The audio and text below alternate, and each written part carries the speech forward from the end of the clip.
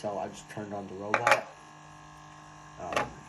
We only have one green cube still in the hotel right now.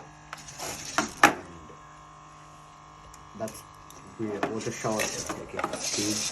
And there's a slot right here that the green cubes can go in that the purple cubes can't. So purple cube just come up to the top. But we don't have one in the hotel right now. So that 4:1 ratio really makes the intake very fast, and the green cube display shoots up into the intake. And the backing is also really helpful. And so now we have the green cube in our elevator. We can lift it up and it just kind of falls out into the goal. And if suppose this was like a purple cube, and as you can see it just drops down due to gravity. Suppose this was a purple cube, it would come up, and since the purple cube is larger, it would stay at the top rack until we want to release it, one side or both. And the reason we have these gaps in between our purple is because a green cube can fit in that gap and a purple cube can't. So just in case a green cube bypasses this giant hole right here that the purple cube can't go in, it'll still come up, and when we pour purple, it'll just fall right in to our green compartment. And so a green compartment can hold 36 green cubes, and our purple compartment holds 8, but we can have 2 in reserve right here, so we can actually hold 10, which allows for really flexible routing. And that's pretty much it for our robot, the robot we brought to Worlds. I'd say we did pretty good at Worlds. We were in design, which was the hardest division, and we had our lenses weren't that great, but we still managed to have an average above 130, which was really nice. And one of us scored us like at least top 10 in most divisions. So that's pretty much it for a robot we brought to Worlds. And I hope this helps you, especially in the next season. Probably the Star Train PTO is going to be pretty meta. So that's about it.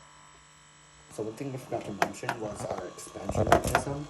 So our robot is actually out of size if it does not, if one fully expanded. But it is legal to start like this, which is our non-expanded form. So we have 2 pistons powering this expansion mechanism.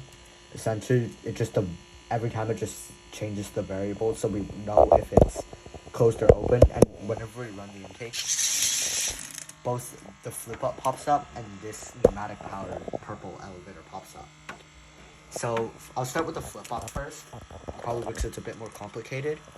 So our flip up, essentially, it's a bit gimmicky, but there's the tension of the bands brushing against this plate holds it together, and there's just enough tension for the intake to sit down.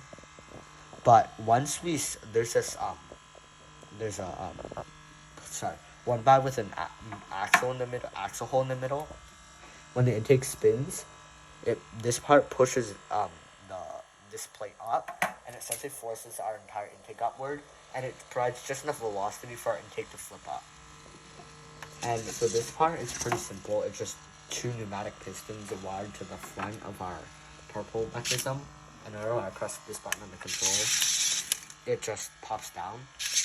And whenever it essentially commands it, it sets a variable. And so when we start the intake, it detects if the flip up is already down based on that variable, and if it is not, it just flips it upward whenever we start the intake. And so this essentially just allows us to stay in size and be able to do what we need to do on the field. The thing we want to mention about our clutch mechanism is the reason why we chose like a 2-way clutch and not like just it being the one gear being permanently hooked up to the intake and just swapping to the elevator. The first reason is that we found like the elevator was extremely slow. Like we had to use a lot of a torque ratio just to lift the elevator with all the green and purple cubes on it. And the second reason, we noticed this at Worlds, and it actually cost one of the finals matches for one of the teams in our division. So what happens is since the elevators and the intake, if you want to use the elevator, you have to run the intake at the same time. So if the intake gets jammed, you can't actually pour any cubes because it's permanently hooked up to the intake. So it essentially disables you from pouring any greens if your intake gets jammed, and that's like quite an issue. Although you can outtake, if you get jammed and you can't clear it, you can't pour any greens. So that's why we decided to just do the 2-way PTO clutch and not just have it permanently hooked up to the intake and just swap to the elevator.